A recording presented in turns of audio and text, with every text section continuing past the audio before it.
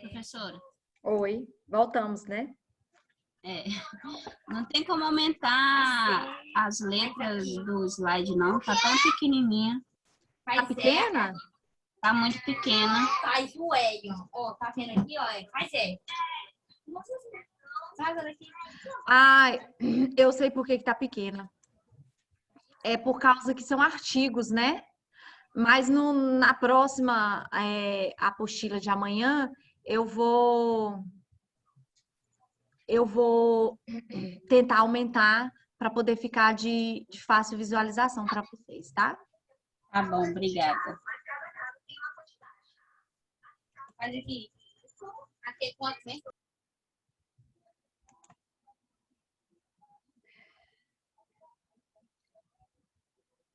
Voltou no mesmo slide para vocês aí que a gente estava, né? Aqui, menina. Sim. Sim. Sim, professora. Ótimo. Então vamos continuar. Aí, como eu falei para vocês, o SUS ele prevê também que qualquer pessoa pode ter um hospital privado.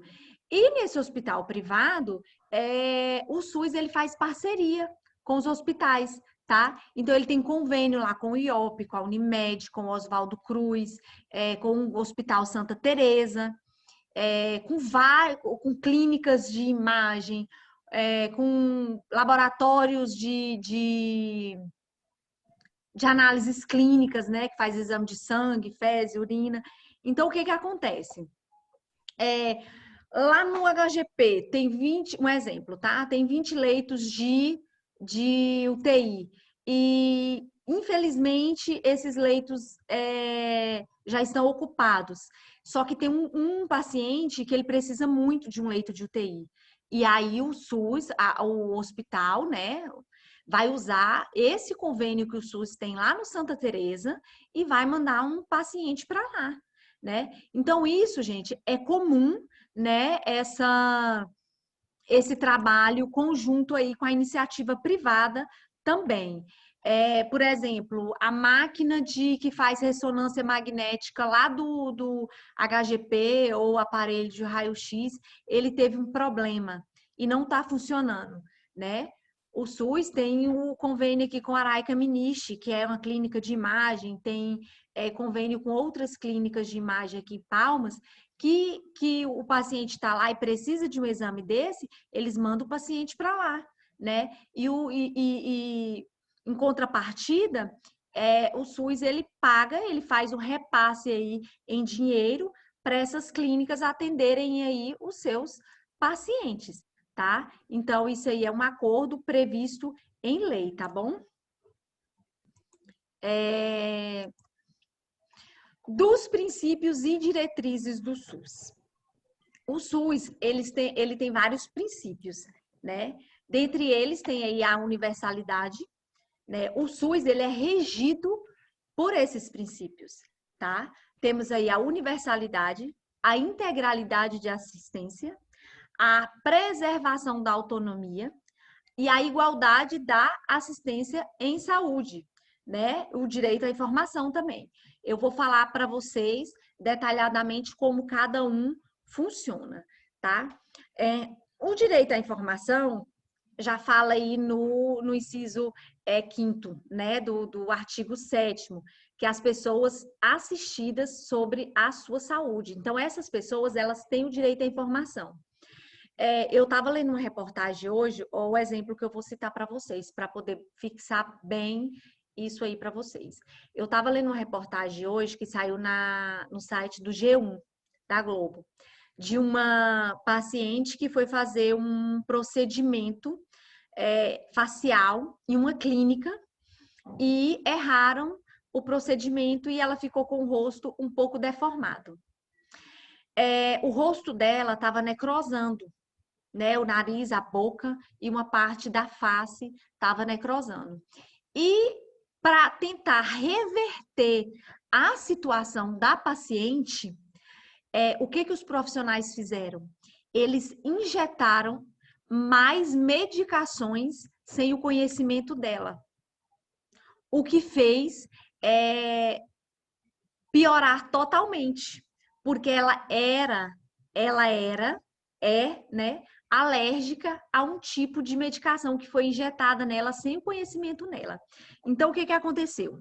Ela ficou deformada, ela apresentou reações alérgicas e a pele dela começou a necrosar, né? Necrosar, não sei se vocês sabem, que é apodrecer. Então, o que acontece? Se eles e eles tentaram reverter o que começaram, injetando mais medicações sem o conhecimento dela. Então, tipo assim, eles foram lá e falaram para ela, não, eu vou arrumar aqui e tal, mas não falou o que eles iam fazer, porque se eles tivessem falado, ó, eu vou injetar tal medicação em você, ela ia falar assim, não, eu não posso, eu sou alérgica a esse medicamento, né? Aí era o que eles tinham que ter feito, né? Então, uma das diretrizes aí dos princípios do SUS é o direito à informação. Tudo que vocês técnicos forem fazer no paciente, né, é muito importante, vocês vão aprender daqui para o final do curso, que é muito importante você comunicar para o paciente. Porque o paciente, gente, ele tem direito a saber o que você vai fazer nele. Você chega lá no leito lá do paciente e simplesmente puxa a mão dele e toma-lhe remédio na veia. Pode? Não, não pode. Não pode de jeito nenhum. Você tem que falar assim, ó, seu João, eu sou a técnica Poliana, né? E vou administrar uma medicação aqui na sua veia que foi prescrita pelo médico, tá? É de pirona ou Você vai falar qual a medicação que você vai fazer. Ou simplesmente você vai falar assim, eu vou verificar a sua pressão arterial ou medir sua glicemia, né? Então, você tem que falar o que você vai fazer. Mesmo porque acontece bastante de algum tipo de medicação, quando associada com outra, ela começa a dar formigamento no paciente, né? Então, se você falar, olha, eu vou administrar tenoxicam com dipirona, e essa medicação, ela começa a dar formigamento no paciente. Então, quando você falar isso para o paciente, vai falar assim, ó, seu João, eu vou administrar para o senhor dipirona com tenoxicam, e se o senhor sentir um formigamentozinho, não se preocupa, é normal, é da medicação mesmo. Então, ele vai sentir o formigamento e vai tomar ali aquela medicação de olho fechado, de boa, confiando na sua palavra. Agora, você não fala nada. Simplesmente puxa o braço do paciente e fala, e não fala nada e toma-lhe medicação. Ele vai começar a formigar, ele vai falar, pelo amor de Deus, eu tô passando mal, tô tendo um AVC, né? Os sintomas do AVC, que é o derrame, que as pessoas falam, não tem um dos primeiros sintomas não é formigamento? Então, a pessoa já vai começar, o paciente já vai começar a assustar e achar que ele está tendo algum mal súbito, algum problema, né? Então, é muito importante você se comunicar com o paciente. Olha como a comunicação é importante, né? Professora, Oi. teve uma vez, lá em Goiânia, eu fiquei num hospital lá, que a minha avó ficou internada 1 mês no hospital lá. Teve uma técnica de enfermagem que achou ruim, porque eu perguntei o que ela estava administrando na veia da minha avó. Ela não gostou, porque eu perguntei. E ela respondeu?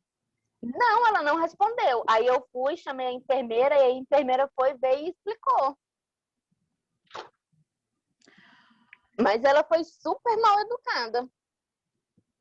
Não, pois é, ela foi totalmente errada. Primeiro, que é um direito à informação, né? Ela tem que prestar essa informação para o paciente ou para o acompanhante. Ela foi errada 2 vezes. Primeiro, que ela não falou, e segundo, que ela foi mal educada, não é? Então, vocês estiverem lá na unidade, por exemplo, vocês vão fazer um curativo. normalmente, curativo de unidade de saúde é o técnico que faz. E na unidade hospitalar é o enfermeiro, tá? Que são curativos mais complexos. Então, na unidade, você está lá fazendo um curativo, você vai falar para o paciente. Até no curativo, quando eu estou no estágio com os meus alunos, eu falo. Eu oriento, né, os alunos a falar todo o procedimento que ele vai fazer. Eu vou lavar a sua perna aqui com soro fisiológico, e depois eu vou passar aqui um polvidinho, ou eu vou passar uma pomada, ou uma rifocina. Normalmente, quando a gente passa algum tipo de medicação, essas medicações normalmente são antibióticos. Aí ela tem que estar prescrita pelo médico. Mas se for só o curativo mesmo, a gente só mesmo lava ali com soro, tira todo o resíduo. Mas é muito importante você falar até isso para o paciente. Normalmente o soro é geladinho, né? E a criança, principalmente quando é criança, ela fica amedrontada, quando pinga o soro nela, ela acha que é remédio, que vai arder, né? Por ser gelado e tudo. Então, assim, é muito importante essa comunicação da equipe de enfermagem com o paciente, tá? Para não ter nenhum problema para o paciente nem para você, né? E é um direito do paciente, gente. Mesmo se você for apenas verificar a pressão arterial do paciente, você tem que falar: seu João, licença aqui, mesmo porque, gente, vocês estão tocando no paciente, né? E para tocar no paciente, você precisa pedir licença.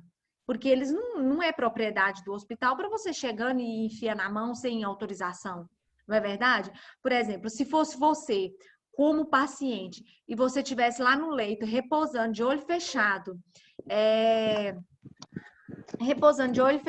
e chegasse um técnico e simplesmente puxasse seu braço para verificar a sua pressão, você não ia gostar também.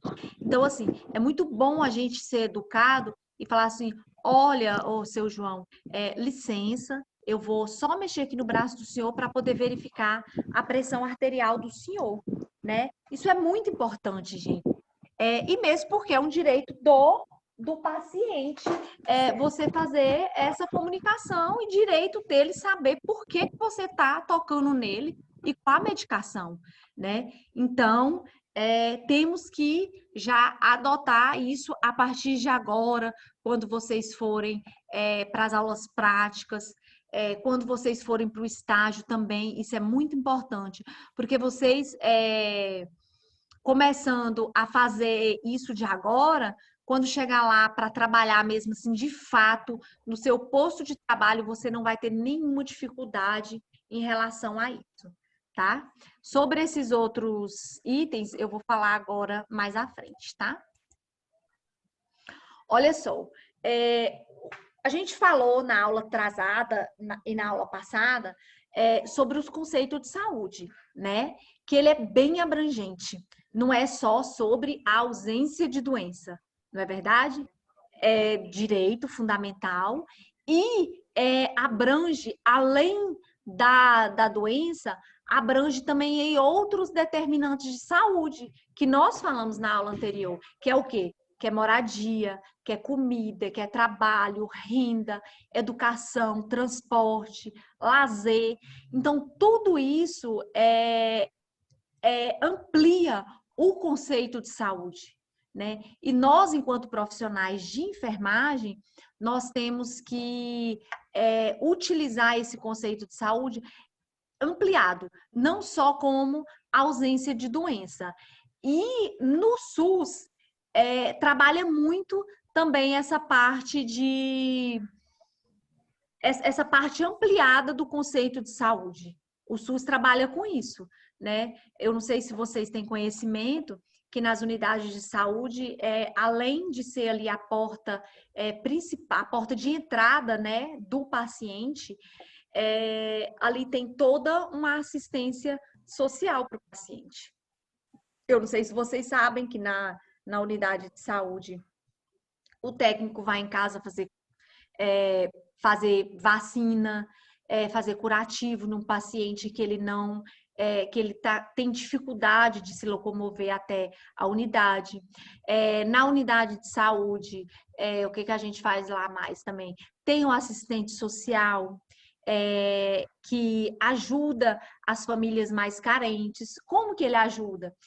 Tem todo formulário para eles preencher, para poder estar encaminhando à Secretaria de Assistência Social, solicitando cesta básica para o paciente.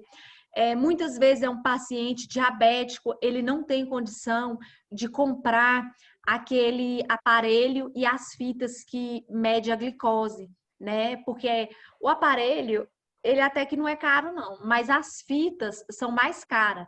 Então, o paciente diabético, ele tem que medir a glicose todos os dias. E a maioria dos pacientes do SUS, eles não têm condição de dispor desse valor financeiro para poder estar comprando essas fitas, né?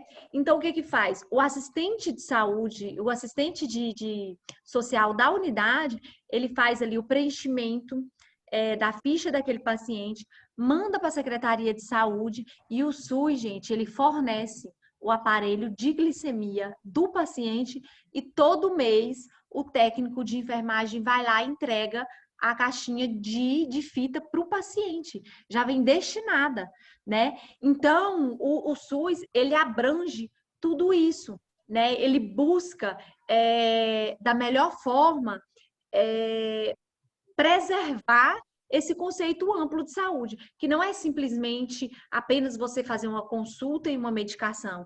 Não, ele busca também promover a integralidade da assistência, não é verdade? Porque se você é diabético e você não tem condição de comprar, você não tem condição de todos os dias na unidade para estar verificando a sua glicemia lá, então o SUS leva para você o aparelho, né? Não sei se é de conhecimento de vocês.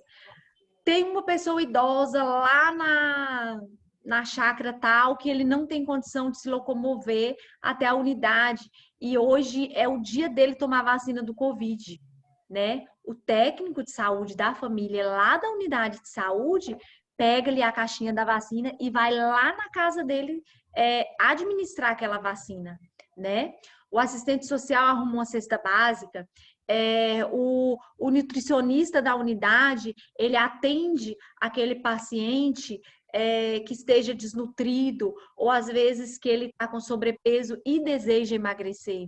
Então, no SUS, tem todo esse aparato de profissionais para poder melhor atender o paciente, né? Porque sabe, igual eu falei para vocês na aula de ontem, se o paciente está bem nutricionalmente, se ele cuidou da doença que ele tinha, se ele tem um bom emprego, uma boa renda, a saúde dele vai estar muito melhor do que as pessoas que não têm renda, que não têm saneamento básico, que não têm moradia, né? Então, o SUS, ele busca contemplar tudo isso.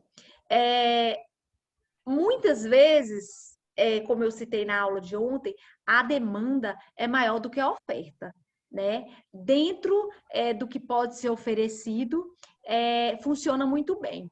Eu não sei como que funciona as unidades de saúde das quadras de vocês, mas se funcionar igual a minha, funciona dessa forma. Os agentes vão lá em casa toda semana não, perdão, todo mês. Os agentes de endemia vai e verifica meu quintal, entendeu? O assistente social já foi lá em casa, porque meu esposo, ele é do grupo de risco, ele tem hipertensão arterial e tem diabetes. Então, ele já foi lá, eles preencheram o cadastro dele para poder ele pegar o aparelho, né? Mas aí, por fim, eu falei que nem precisou, porque nós compramos lá em casa, graças a Deus. Mas, assim, funciona muito bem, dentro também do que se pode oferecer, né? Porque a gente sabe que no papel é muito bonito, mas muitas vezes acontece de ter um déficit de atendimento desses pacientes. É lógico que não vai conseguir atender 100% de uma vez. A gente sabe que a realidade é essa, né? Não tem como você fornecer, não tem como o SUS fornecer 200 aparelhos de uma só vez ali para uma comunidade. Então, vai oferecer primeiramente para os que são mais graves, né? E depois, gradualmente, vai oferecer para os outros pacientes, né? Sabemos que existe ainda esse déficit, mas o SUS ele procura atender toda a população com esse conceito ampliado de saúde, tá? Gente, ficou Professora, claro para vocês essa parte? sim. Professora, a tia do meu esposo, ela conseguiu agora esses dias que ela entrou com advogado, ela conseguiu aposentadoria por Olha aí, a diabetes. unidade de saúde faz isso também, né? Eu esqueci de comentar, porque é muita coisa que faz, mas Ela teve 45 mil, eita, bom, só né? que 15 foi para o advogado. É porque recebe retroativo, né? Desde É. do dia que ela deu a Da entrada, começa a entrada. contar assim. Nossa, mas que bom. Olha só, a colega deu um exemplo aí maravilhoso.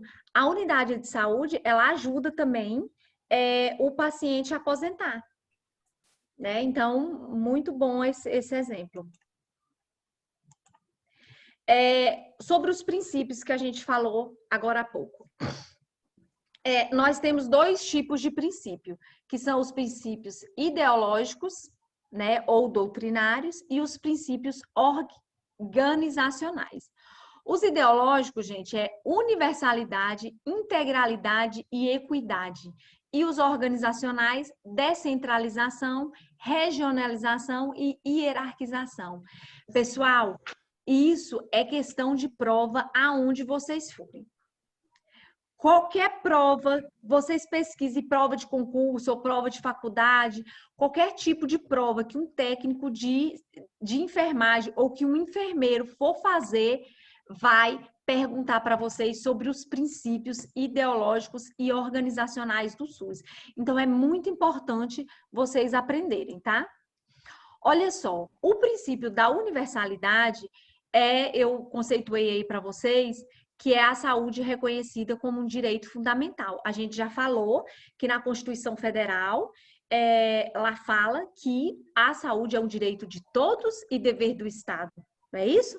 Na lei do SUS fala o quê? Que a saúde é um direito de todos e dever do Estado, né? Qual que é o dever do Estado? Garantir todas as condições necessárias de atendimento à patologia daquele determinado paciente, né? Então, esse é o princípio da universalidade, tá? É o pleno acesso à assistência de saúde. Então, o SUS, ele garante, através desse princípio, a consulta e o tratamento daquele paciente que chega ali, né? O princípio da integralidade garante aí ao usuário a atenção que abrange as ações de promoção e prevenção da saúde, incluindo aí o tratamento e a reabilitação. Universal, vamos recapitular para poder vocês fixarem bem. Universal é direito e o dever do Estado é garantir o acesso àquele paciente. Beleza, né? Na assistência. Integralidade quer dizer o quê? Que aquele paciente ele tem acesso à promoção da saúde, à prevenção da saúde, ao tratamento. Se ele adquirir uma patologia, ele tem direito ao tratamento dessa doença e ele tem direito à reabilitação, né? Muitas vezes a doença que ele adquiriu foi uma doença que ocasionou sequelas e ele vai precisar de uma reabilitação, uma fisioterapia, um tratamento com psicólogo para ele se recuperar também, né? Então, a integralidade, gente, ela foca na pessoa, no tratamento e na reabilitação da pessoa, beleza? Dúvidas aí sobre universalidade e integralidade? Agora não. Ótimo. Olha só, outro princípio muito importante é a equidade. O que quer dizer a equidade? É a igualdade da atenção da saúde, sem privilégios ou preconceitos. Falamos agorinha sobre a questão aí de uma fila única para ninguém passar na frente de ninguém, não foi? não é o justo? Não é essa fila única? Porque assim, ó, se nós tivermos a consciência e o conhecimento de que existe aquela fila única e você tá lá na posição 2000, beleza, você vai acompanhar ali tua posição, vamos supor, você tá aguardando uma posição ali para operar, você tá na fila de cirurgia de tireoide, um exemplo, né, que é uma cirurgia eletiva. Você tá ali na fila na posição 2000. Você sabe que aquela fila é única. Então, você vai acompanhar todo dia aquela fila e você fala, hoje operou 3. Então, eu já estou na posição 1996, né? Que é 2000 menos 3, 1996. Então, você acompanhando ali, você tem a esperança que vai chegar a tua vez. E você não acompanhando, e a gente sabe que tem muitas pessoas que furam fila. Sua vez não vai chegar nunca. Muitas pessoas perdem a esperança. Gente, eu não sei, tem até muitas coisas que vira meme, né? Passa no Fantástico, passa em jornais, que pessoas morreram, né? Foram a óbito aguardando um único exame e 2 anos depois que aquela pessoa morreu, o hospital ligou lá para a pessoa ir fazer o exame. Quem aqui já não viu falar isso na televisão? Muitas pessoas. Por quê? Porque há o benefício aí de algumas pessoas. Não, eu vou ajeitar ali para você, você corta a fila, beleza, né? Então, a equidade, gente, ampara o paciente nesse quesito, né? Que o SUS, ele deve atuar de forma justa, né? Sem privilégio ou preconceito. Hoje, as filas de UTI tá sem privilégio. Oi. Essa causa bem aconteceu comigo. Não vi dizer por televisão, não. Aconteceu comigo. É mesmo? Minha filha, ela era diabética. E aí, para conseguir uma consulta com hidrógeno. Aí, agendei pela policlínica. A menina passou mal. Ficou 16 dias na UTI. Saiu, eu levei ela para Belo Horizonte. Lá eu passei 2 anos e 8 meses com ela. Depois que eu cheguei, quando eu cheguei com ela, com 3 meses ela faleceu. Com 15 dias que ela tinha falecido, eles ligaram para ela vir para a consulta aqui em Palma. Quantos anos você passou lá com ela? 2 anos e 8 meses. Aí eles ligou 2 meses depois. Foi 15 dias depois?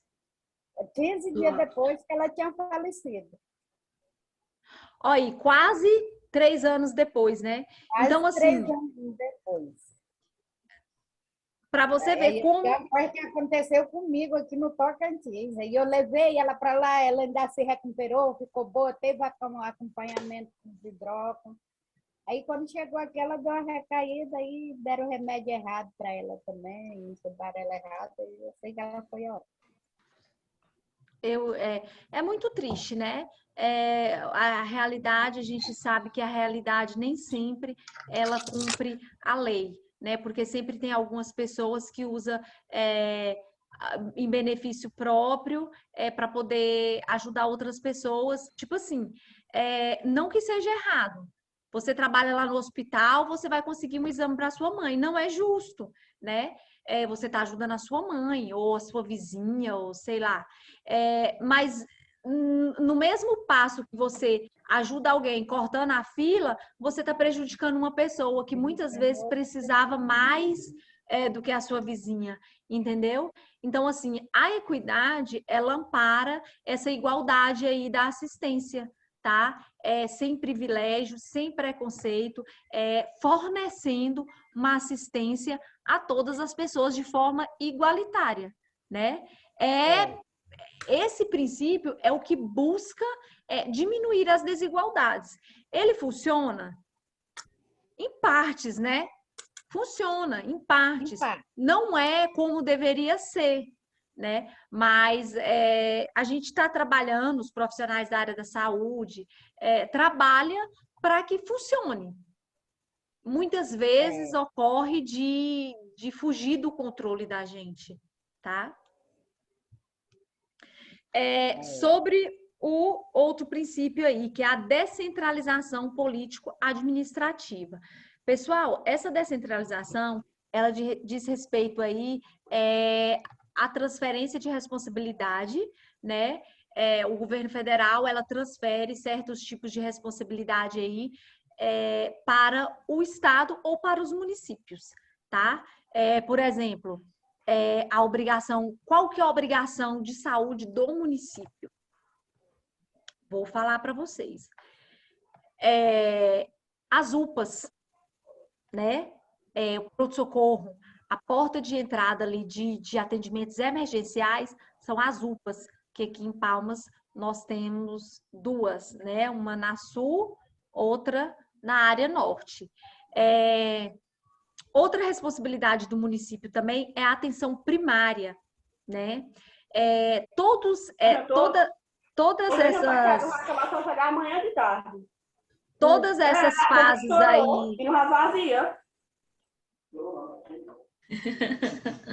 Todas essas fases aí do município são custeados pelo governo federal, né? Então, o SUS, ele transfere o repasse de verbas para o município estar atuando, porque também o governo federal, ele não consegue administrar tudo. Então, tem que determinar, você vai fazer isso, você vai fazer aquilo, né? Na sua casa, por exemplo, quem tem filho aí, hoje um limpa a casa, o outro lava o banheiro, o outro lava as vasilhas, porque você não dá conta de tudo. Não é assim que funciona? E com o governo federal, da mesma forma, né? Ele não consegue administrar, porque ele tem coisas maiores para poder fazer. Então, a atenção primária e os atendimentos emergenciais é do município, tá? A atenção primária e as UPAs são custeadas aí pelo Ministério da Saúde, são verbas federais, né? E tem também a assistência terciária, né, que a gente falou ontem, que é o Hospital Geral, que é de responsabilidade do Estado, que é uma assistência mais complexa, focada exatamente na patologia do indivíduo. Por exemplo, lá na atenção primária, o paciente vai chegar lá com uma doença... Deixa eu dar um exemplo aqui para vocês. Ele chegou lá sem nada, né? Vou dar um exemplo para vocês entenderem bem. Chegou lá uma mulher que foi fazer um exame de prevenção, um exame de rotina, beleza? Foi fazer um exame de rotina. O exame dela deu alteração. Quando deu alteração no exame, foi repetido. Quando dá alteração, a gente repete o exame na unidade. Se confirmou aquela alteração, então aquela paciente vai ter que ser encaminhada para poder fazer um tratamento, né? Vai fazer uma série de exames para ver se ela tem algum câncer, né? Porque normalmente quando dá alteração é algum câncer de colo de útero, né? E aí ela vai ser encaminhada aí para atenção terciária, que vai ser uma biópsia para poder ver se aquele tumor, se aquele câncer é maligno ou benigno, para entrar com o tratamento adequado. E o tratamento dela já vai ser lá pela atenção terciária. Então, ela fez o exame na atenção primária e lá só tem médico clínico geral, não tem médico oncologista. Aí o médico clínico geral encaminhou ela lá para o HGP para ela poder estar fazendo o tratamento e possível cirurgia. Não é assim que funciona? Né? Então, a descentralização é isso, gente. É para determinar ali o que cada um vai fazer. Porque um só também não dá conta de tudo. Então, cada um ficou com uma parte, tá? Pessoal, ficou claro? Eu tenho uma dúvida. Pois sim. Numa situação de emergência, por exemplo, o HGP ele pode fazer o serviço da UPA, né? Tranquilo. Numa situação hipotética de emergência que o paciente precisava naquele momento, ou não? Pode. Normalmente, lá no HGP, não atende assim, situações de emergência sem passar pela UPA. Porque quando existe situações de emergência, a pessoa ela já vai direto ou para a UPA, né? Porque lá, se ela chegar lá no HGP, ela não é atendida Só se tiver um conhecimento muito grande lá dentro para poder atender. Mas, assim, situações de emergência são na UPA.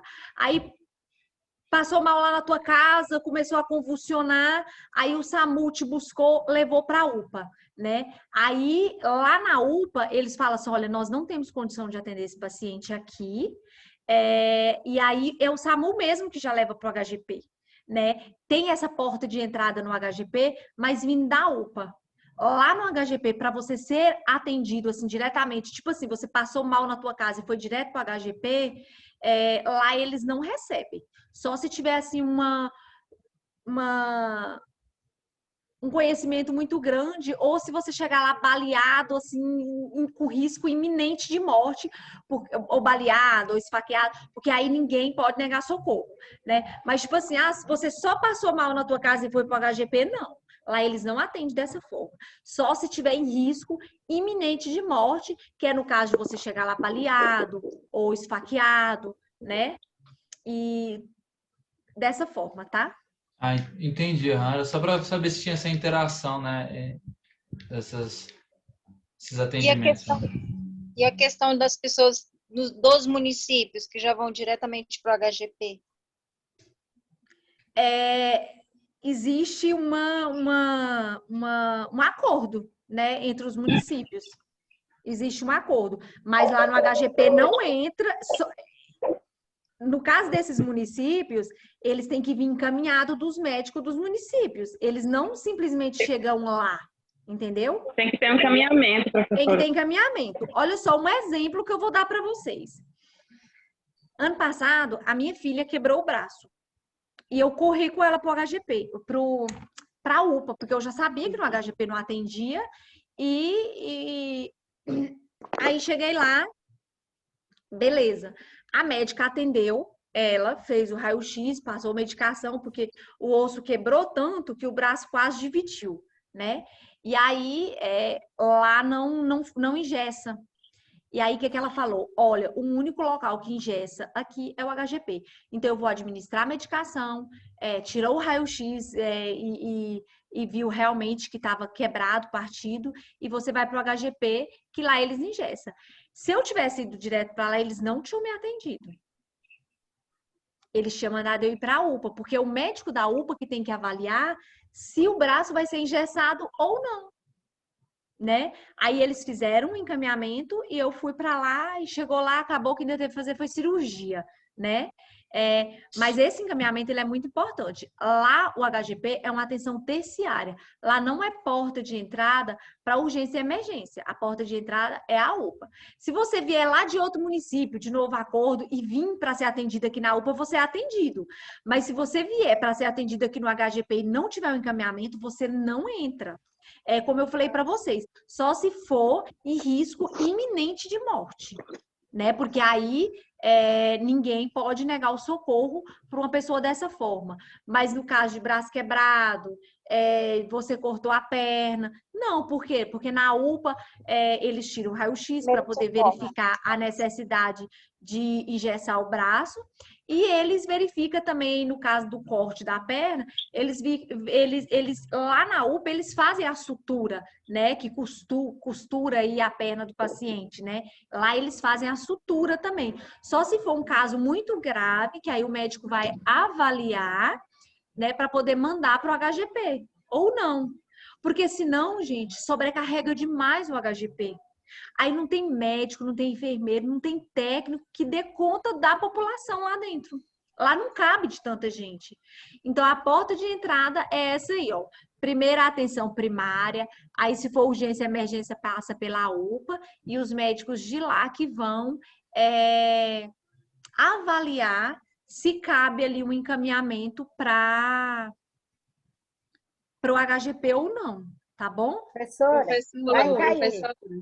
Vai cair. Professora, Oi. eu Se já cair, não a acho, gente fala no grupo.